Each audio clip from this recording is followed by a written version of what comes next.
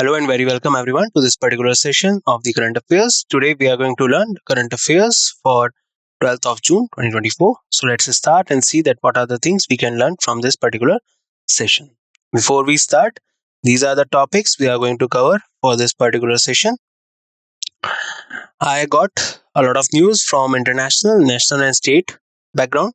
Then we discuss banking and finance, defense, science and technology, sports, important days, appointments and resignation, ranks and reports, obituary, and at last we will summarize all the things that we have learned so far.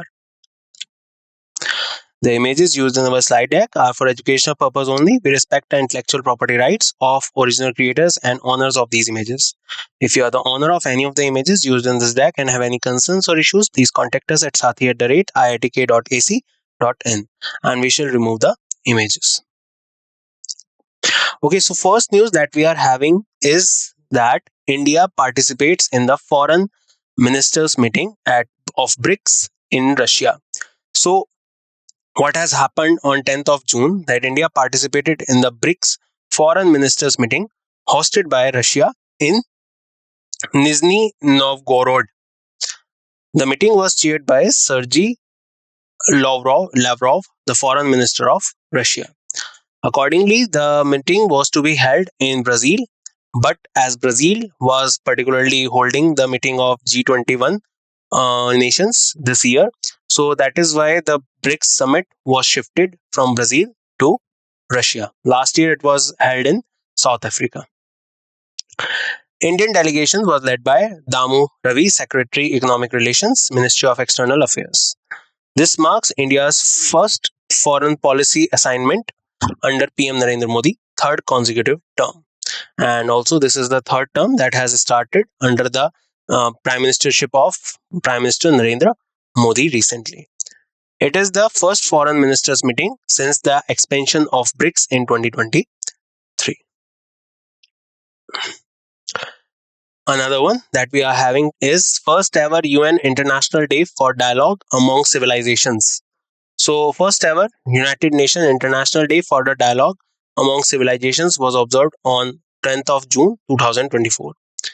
The day aims to raise awareness about the value of the diversity of civilization, promote dialogue, mutual respect, tolerance, and global solidarity. So basically, the particular day is to create awareness regarding the civilizations that has particularly ruled all over the world and promote their mutual respect, tolerance, and global solidarity so that we can do some work in the particular directions accordingly and collectively. The resolution to establish this day was adopted by the 78th session of the UN General Assembly on 7th of June 2024. The day aligns with the China's Global Civilization Initiative, advocating respect for the diversity of civilizations and common value of humanity. The resolution invites member states and stakeholders to commemorate the day through educational and awareness raising activities. So, for this purpose, the first ever UN International Day for the Dialogue Among Civilizations was commemorated on 10th of June.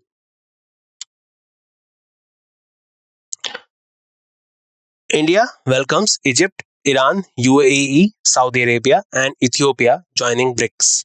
So, as if you remember, the last year in 2023, 5 more countries basically joined BRICS, along with Brazil, Russia, India, China, and South Africa. Now, it also includes Egypt, Iran, UAE, Saudi Arabia, and Ethiopia.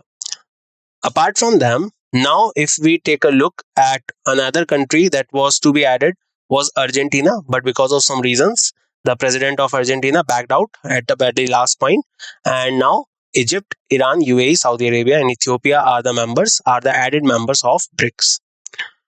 Representatives from these countries attended a key BRICS meeting hosted by Russia for the first time. Senior diplomat Damu Ravi led the Indian delegation at the BRICS foreign ministers meeting in Nizhny Novgorod, Russia. The inclusion of these countries is seen as a significant expansion of the BRICS grouping. So for this purpose, they all were added into this particular meeting. The meeting was held in Russia and it was a foreign ministers meeting as we know it. Government announces 3 crore additional homes under Pradhan Mantri Awas Yojana. Now, Prime Minister Narendra Modi has announced the addition of 3 crore rural and urban houses under the Pradhan Mantri Awas Yojana. This decision highlights the government's commitment to address the housing needs of the nation. The aim is to ensure that every citizen leads a better quality of life. Announcement underscores the government's focus on improving living standards across India. So basically, the Pradhan Mantri Awas Yojana, 3 crore rural and urban houses are to be added under this yojana, so that the particular people of this country, the citizen of this country, and who are under requirement of having at least a basic livelihood, that is a house, should be allotted to them, and so that they can gain that particular house for their betterment and for better life. So under this, remember, 3 crore additional homes are to be added by the government after the new Lok Sabha started. Modi clears PM Kisan 17th installment. So, Prime Minister Narendra Modi signed the release of 17th installment of Pradhan Mantri Kisan Samman Nidhi, that is PM Kisan Nidhi scheme. The move will benefit more than 93 million farmers by disbursing more than 20,000 crore rupees. That means 9.3 crore farmers will be benefited from this Pradhan Mantri Kisan Samman Nidhi Yojana. The 16th installment of the Pradhan Mantri Kisan scheme was released on 28th February 2024. The initiative continues to support the financial well-being of the farmers across India. So basically, this particular help of the farmers is to the cause that particular some type of farmers, they don't have their own land and they are working on some others agricultural land, and to benefit them or to provide some particular type of subsidy, this type of installment is provided to them, and for this purpose Pradhan Mantri Kisan Samman Nidhi has been started. In last session we also learned that number of farmers have also particularly gave up their benefits under the Pradhan Mantri benefits scheme, so that particularly the farmers that are in utmost requirement will get the benefits. And now PM Modi clears the Kisan 17th installment for the farmers for their betterment and for better life. Chandrababu Naidu reaffirms Amravati as sole capital of Andhra Pradesh. So recently TDP Supremo and Chandrababu Naidu announced that Amravati will be the sole capital of Andhra Pradesh. This announcement came a day before his swearing in as the Chief Minister of Andhra Pradesh. Naidu's decision reaffirms his commitment to Amravati as the state capital. The announcement was made on Tuesday ahead of his fourth term as the Chief Minister. So recently what has happened, the Telugu Desam Party Supremo, that is Mr. N. Chandrababu Naidu, you can see him in this photo, he assumed the charge as a Chief Minister for the fourth time of Andhra Pradesh. And after coming to this post once again, he has declared confirmly that Amravati will be the capital of Andhra Pradesh from now on. In 2014, when Telangana got separated from Andhra Pradesh, the mutual capital was declared, and that was Hyderabad. After 10 years, that is in 2024, now Hyderabad is the sole capital of Telangana, which the chief minister is Mr. Revnath Reddy. And on the other side, Andhra Pradesh has its own capital now, that is Amravati. Just to add two more points, Amravati is also a city that is based in Maharashtra. Do not get confused with that. And also, Amravati Dam is in Tamil Nadu. That is on Amravati River, which is a tributary of Kaveri River. Okay, so do not get confused between them.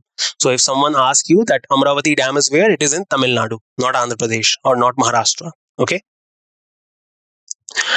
Another one. So RBI forms committee under the Mr. AP Hota to set up digital payment intelligence platform. So Reserve Bank of India has formed a committee under Abhya Prasad Hota to examine setup of the digital public infrastructure for digital payments intelligence platform. The platform will be equipped with advanced technologies to reduce payment fraud risks. The committee will submit its recommendation within 2 months. So basically, RBI has formed a committee and chaired by Mr. AP Hota to set up digital payments intelligence platform to just check and scrutinize all the type of digital payments that are being done are good or not. Members include representatives from SBI, SDFC, ICICI, industry experts like Vipin Surela, RF Khan, Jitendra Gupta, and Pranay Jhaveri. The committee will define modalities to identify fraudulent transactions, recommend guidelines for customer data privacy, and suggest ways for financial sustainability. So, for this purpose, RBI has formed the committee and it is headed by Mr. AP Huta. So, all the students who are preparing for bank, especially, please remember this name. Very important. We discussed in the last session also Vilayan Subaya named EY World Entrepreneur of the Year 2024. So recently, Vilayan Subaya, Executive Vice Chairman of Tube Investment of India. Remember, he's the Vice Chairman of Tube Investment of India, has been named the Ernst and Young World Entrepreneur of the Year 2024. He was selected from nearly 5,000 participants, including 51 winners from 47 countries. This is the fourth time an entrepreneur from India has won its global title. Previous Indian winner include Narayan Murthy, 2003, who is the founder of Infosys, Uday Kotak, 2014, Kiran Majumdar Shaw, 2023. The award celebrates leaders driving industry transformation, foster economic growth, and address global challenges. So remember the name Velayan Subaya. He has won EY World Entrepreneur of the Year 2024 award. Bank of India acquires 6% stake in CCIL IFSC. So we discussed in the last session also. Let's just remind you about it. So Bank of India has acquired 6.125% stake in Clearing Corporation of India Limited, International Financial Service Center. This strategic investment amounts to rupees 6.125 crore and reflects the growth of Gift City IFSC, that is Gandhinagar. The announcement was made by Subrat Kumar, Executive Director of International Operations at BOI. Establishment of the IBO at Gift City in 2023 aimed to achieve a business volume of USD $1 billion in its first year. IBO surpassed the target of US dollar 1 billion as of March 2024. So remember all these things regarding the Bank of India. They have acquired over 6% stakes in CCIL. RBI initiatives to combat online payment frauds and streamline financial operations. So RBI, Reserve Bank of India, they have initiated measures to address the increasing risk of payment frauds. Domestic payment fraud surged by 70.64% to rupees 2,604 crore in the 6-month period ended by March 2024. So basically, to combat the online payment frauds and some financial operations, RBI has particularly created this initiative. RBI plans to set up a digital payment intelligence platform to mitigate fraud risk using advanced technologies. A committee headed by AP Hota, former MD CEO of NPCI, will examine the setup of this digital infrastructure. So for this purpose, remember that RBI has particularly started an initiative to combat the online payment frauds. GAIL to set up India's largest ethane cracker project with rupees 60,000 crore investment in MP. So GAIL India plans to establish a 1500 KTA ethane cracker project in Sihor, Madhya Pradesh.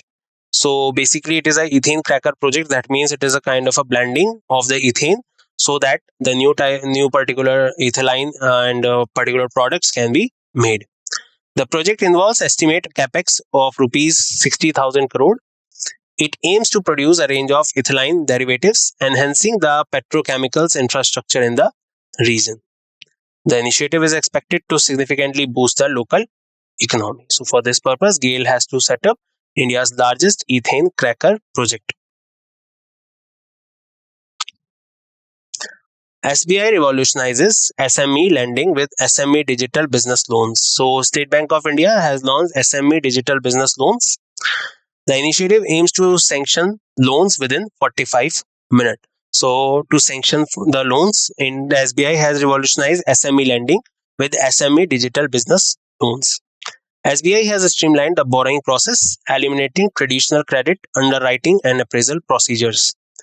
The moves recognizes the pivotal role of micro, small, and medium enterprises in India's growth strategy. So, for this purpose, the SBI has revolutionizes the SME lending with the SME digital business loans. World Bank retained India's financial year growth forecast at 6.6%. So, according to the RBI, it is 7 to 7.2. Apart from that, Goldman Sachs, and apart from that, one more company was there, that is Moody. So they have forecasted around 6.8 to 7%.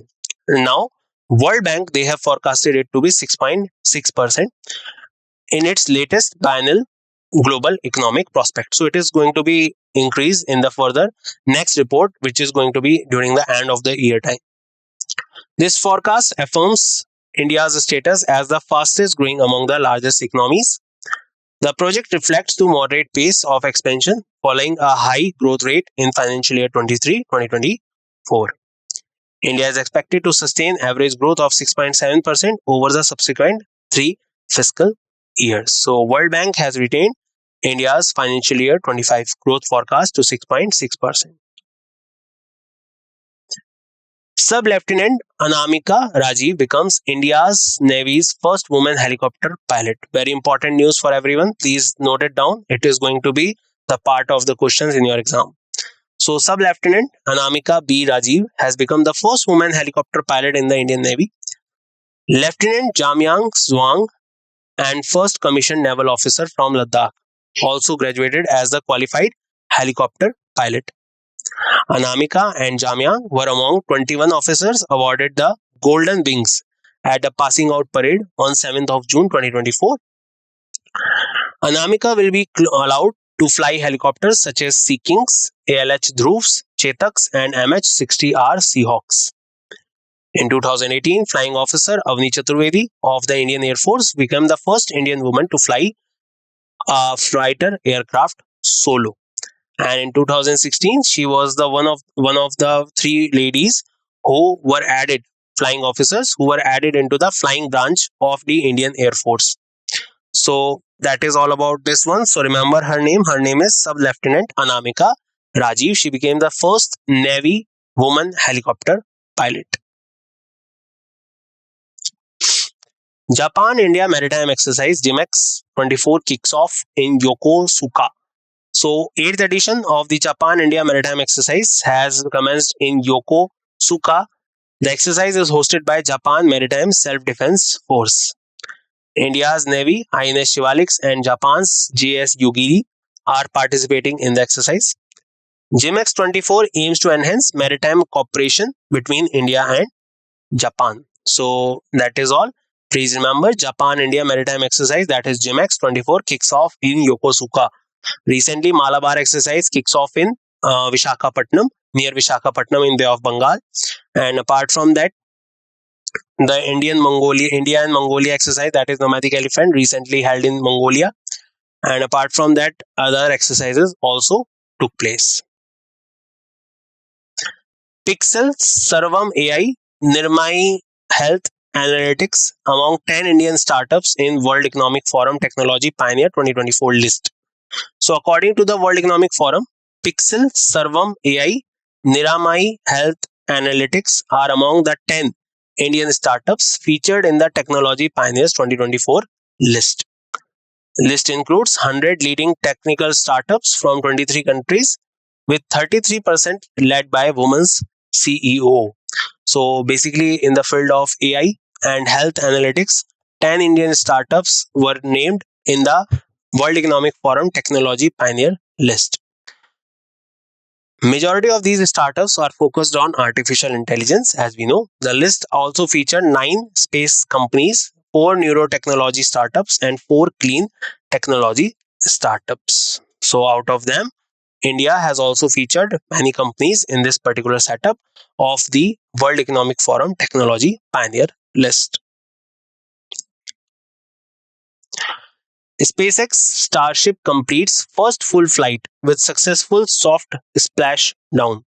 So, SpaceX Starship, the world's most powerful launch vehicle, completed the first full test flight on 6th of June. You can see it here in this particular photo.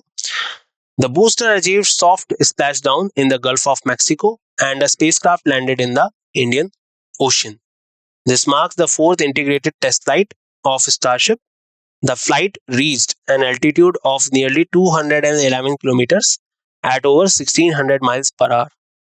Starship aims to be rapidly reusable transportation system for mission to Earth orbit, the Moon, the Mars, and beyond. So, for this purpose, SpaceX Starship completes first full flight with the successful soft splashdown. As you know, SpaceX is a particular private space agency. It is collectively working with lot of space agencies all over the world, like NASA and other space agencies like European Space Agency. The main USP of SpaceX is their rocket, that is Falcon 9, that is a reusable rocket. And recently, they again got into a pioneer objective or project in which they particularly handled a particular rocket that particularly landed on the launch site in the hangar only. So SpaceX is pioneering its rocket technology day by day and has become one of the most successful company in the world. And the owner of this company and along with this the Tesla is Mr. Elon Musk. He's the richest person in the world right now. Vidyut Rakshak. Indian Army launches integrated generator monitoring control system. We discussed in the last session also. So recently Indian Army launched Vidyut Rakshak, an IoT enabled integrated generator monitoring protection and control system developed by Major Raj Prasad RS of the Army Design Bureau. It monitors generator parameter, automates manual operations. The system aims to save manpower and hence for fault predictions and preventions. So remember, the purpose is to take care of the faults, predictions and preventions in different type of technologies that is being used by the Indian Army. The launch event include rollout of the first production units of Vidyut Rakshak. Indian Army is observing 2024 as the year of tech absorption. Remember, this point is very important. 2024 is the year of tech absorption, highlighting its commitment to leveraging technology for transformative change. So, for this purpose, Indian Army has observed this year as the year of tech absorption. If we talk about internationally, then 2024 is known as the year of camelids, and 2023 was known for the year of, if we talk about the year of millets. And apart from this, Vidyut Rakshak, Indian Army has also included two more things. One is Sparsh, that is a particular type of centers to be conducted all over the country along with the banks so that the particular disbursement of the pension can be done smoothly. And apart from that, with the Department of Telecommunication, they have started Telemanas Cell for the purpose to create awareness regarding the mental health issues for the veterans, for the defense veterans and their family members. UP to organize 2025 edition of MotoGP Bharat in Noida. So Uttar Pradesh government has announced the plan to host the MotoGP event in Noida from 2025 until 2029. The event will be organized in collaboration with Spain's Dorna Sports and Indian partner Fair Street Sports. Initially scheduled for 2024, the event was postponed due to weather conditions and is now slated for March 2025. This marks significant development in promoting motorsports in India. So remember, Bharat MotoGP is to be organized in Noida next year in 2025. Pooja Tomar, a pioneering name in the field of UFC from India's side, so became the first Indian to win in UFC. So Indian strawweight Pooja Tomar became the first Indian to win a bout in UFC. She defeated Brazil's Rayane Amanda dos Santos via split decision at UFC Louisville on June 8th. Tomar won the scores of 30-27, 30-27 and 29-28. The victory is a historic achievement of India mixed martial arts. So UFC is basically unlimited fighting champion, and under this the type of boxing, the kickboxing and boxing is allowed, and it is not a normal boxing. Under this, particularly every type of move is allowed. Submission and all the other things are also done. So basically, Pooja Tomar has become the first Indian to win in UFC. India named host for 2025 FIH Hockey Men's Junior World Cup. So, Executive Board of the International Hockey Federation has designated India to host the country for 2025 FIH Hockey Men's Junior World Cup. Tournament will feature 24 teams and is set to take place in December 2025. This decision underscores FIH commitment to expanding opportunities for national association. The event aims to promote diversity in the sport of hockey. So, for this purpose, India is named the host for 2025 FIH Hockey Men's Junior World Cup. Mumbai Cricket Association Honorary President Amol Kale passed away during India-Pakistan match. So, Mumbai Cricket Association President Amol Kale passed away during a cardiac arrest in New York. Kale was watching India-Pakistan match live from Nassau County International Cricket Stadium. He was accompanied by MCA Secretary Ajinkya Nayak and Apex Council members Suraj Samath. Kale's sudden demise has shocked the cricket community. And remember one more thing to add, Ajinkya Nayak has particularly got this particular post after the sadly demise of Mr. Amol Kale. Now, who is the president of Mumbai Cricket Association? That is Mr. Ajinkya Nayak.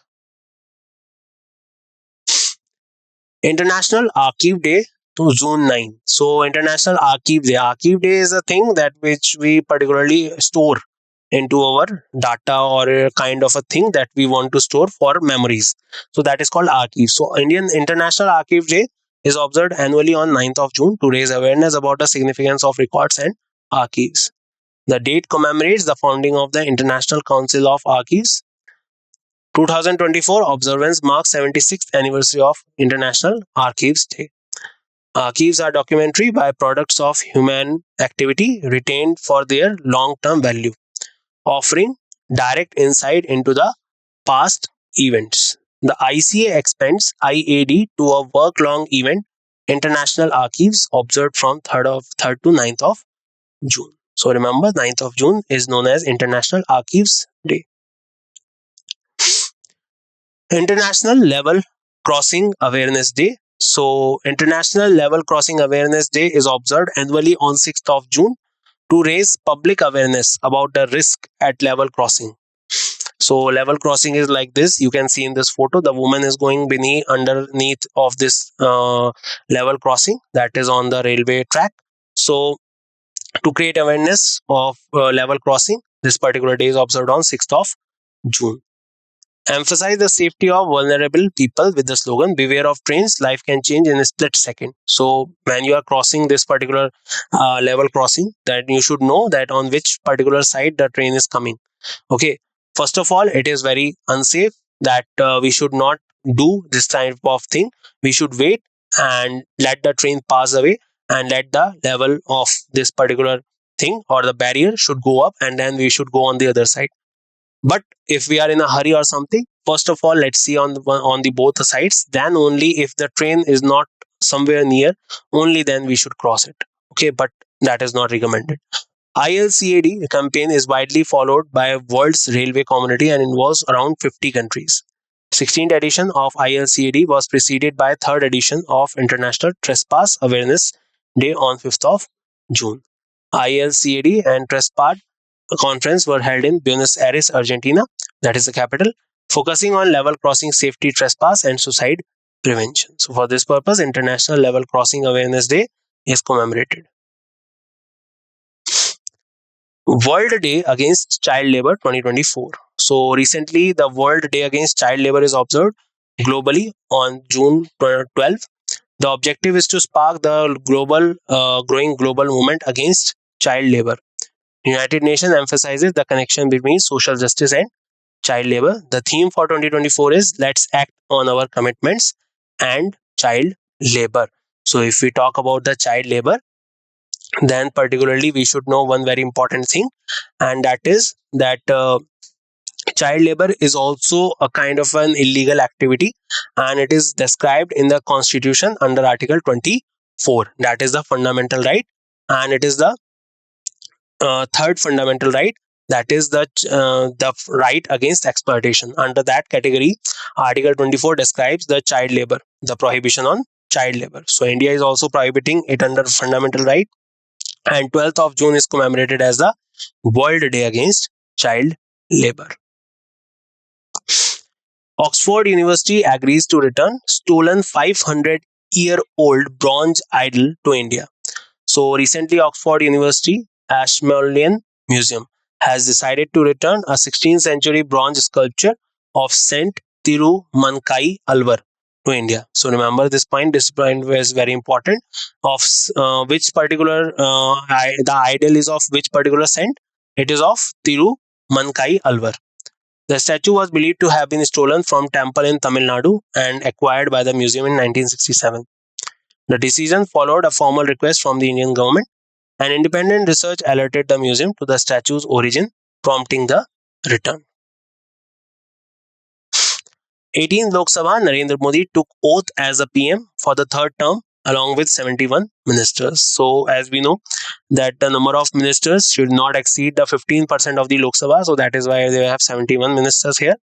On 9th of June, Narendra Modi led the Bharatiya Janata Party was sworn in as the Prime Minister of India for the third consecutive term from 2024 to 2029. Draupadi Murmu, President of India, administered the oath of the office to the Prime Minister Modi along with 71 ministers at the ceremony at Rashtrapati Bhavan, New Delhi. The new cabinet includes 30 cabinet ministers, 5 ministers of state with independent charge, and 36 ministers of state. BJP-led National Democratic Alliance won the 2024 Lok Sabha general elections with 293 seats, while the opposition secured 234 seats out of 543. This marks Modi's first time heading a coalition government, making him the second Indian Prime Minister after Jawaharlal Nehru to retain power for the third 5-year term. So remember the name, Mr. Narendra Modi. He is continuing for the third term as the Prime Minister of India. Prem Singh Tamang sworn in as the CM of Sikkim for the second term. So recently, along with the Lok Sabha election, the elections of Andhra Pradesh and Sikkim also were conducted. In Andhra Pradesh, Telugu Desam Party got the win, and Chandrababu Naidu has become the CM for the fourth time. On 10th of June, Prem Singh Tamang, President of Sikkim Krantikari Morcha, took oath as the Chief Minister of Sikkim for the second consecutive term. The oath was administered by Lakshman Prasad Acharya, the Governor of Sikkim, at Paljor Stadium, Gangtok. SKM won 2024 elections by securing 31 out of 32 seats. Tamang won the elections from Ranok Assembly seat, defeating SDF's Somnath Podial by over 7,396 votes. This is the third time Sikkim has witnessed a landslide victory following similar outcomes in 1989 and 2009. Nirav Kumar Prasad appointed as the Chief Secretary of Andhra Pradesh. So recently, Mr. Nirav Kumar Prasad has been appointed as the Chief Secretary of Andhra Pradesh. He is 1987 batch Indian Administrative Service Officer of the Andhra Pradesh cadre. Nirav Kumar replaces K.S. Jawahar Reddy, who is set to retire in June 2024. Despite his upcoming retirement, CM-elect N. Chandrababu Naidu selected him for his efficiency and honesty. Prior to this, he served as a Special Chief Secretary, Environment, Forest and Science and Technology since February 2022. So remember, Nirav Kumar Prasad appointed as the Chief Secretary of Andhra Pradesh. Chandrababu Naidu sworn in as the Andhra Pradesh Chief Minister for the fourth term. Chandrababu Naidu sworn in as the fourth term of the Chief Minister of Andhra Pradesh. The oath-taking ceremony took place near Gannavaram Airport in Vijayawada. Key figures include PM Modi, Home Minister Amit Shah attended the ceremony. Naidu had vowed to enter the assembly only as the Chief Minister 3 years ago. So now he has sworn in as the fourth time Chief Minister of Andhra Pradesh. Lieutenant General Upendra Dwivedi named as the new Army Chief. So Lieutenant General Upendra Dwivedi will take over as the new Chief of Army Staff. He has served in various capacities, including Northern Army Commander and Director General Infantry. Dwivedi's career span over 39 years in the Indian Army. His appointment marks significant leaders' change in the Indian Army.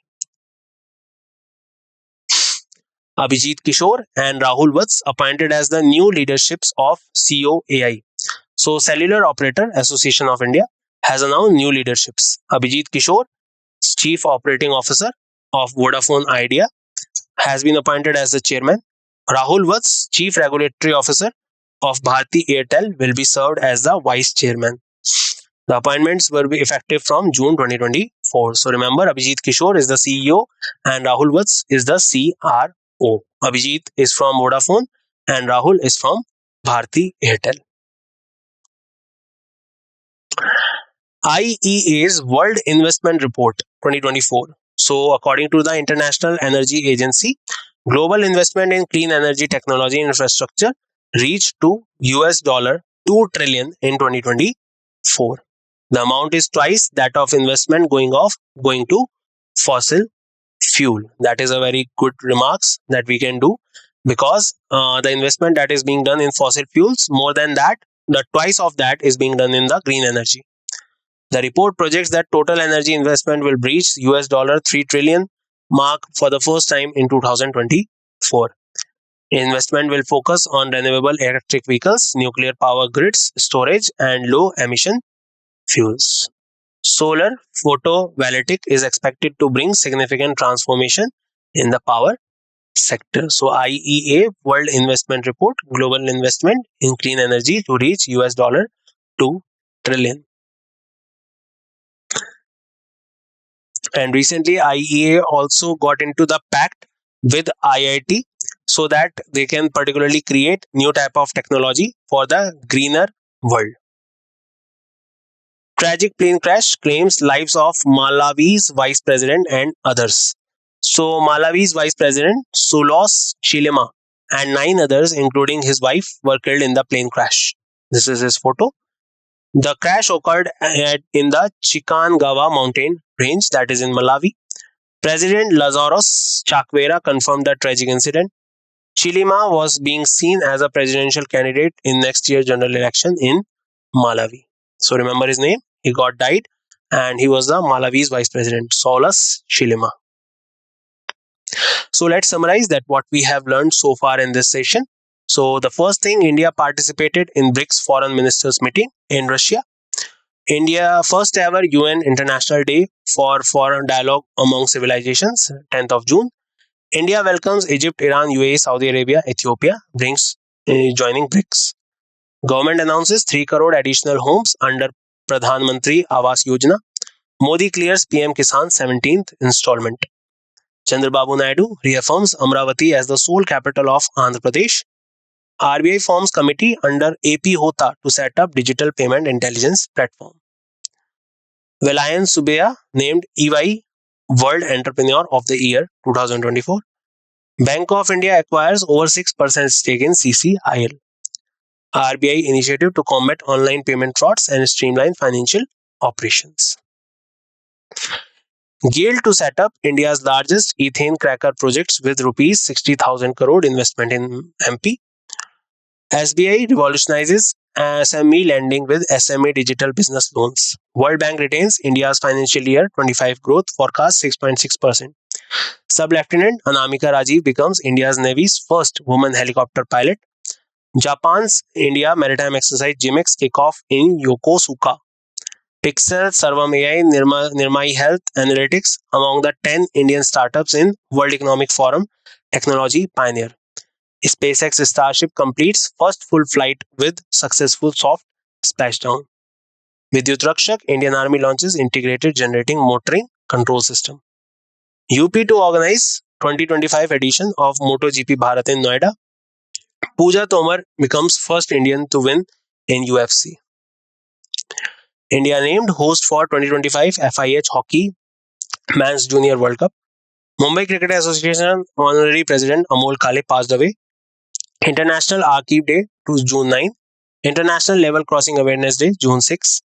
World Day Against Child Labour.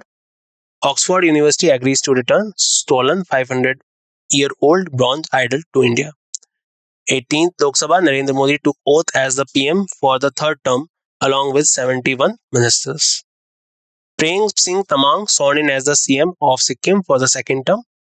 Nirav Kumar Prasad appointed as the Chief Secretary of Andhra Pradesh. Chandrababu Naidu sworn in as the Andhra Pradesh Chief Minister for the fourth term. Lieutenant General Upendra Dwivedi named as the new Army Chief, replacing Manoj Pandey. Abhijit Kishore Rahul Vats appointed as the new leadership of COAI. IEA World Investment Report: global investment in clean energy to reach $2 trillion. Tragic plane crash claims lives of Malawi's vice president and others. And that's it in this session. I hope you all enjoyed a lot and got a lot to learn in this session. We will meet once again in next session. And till then, bye bye. Take care, everyone, and see you soon.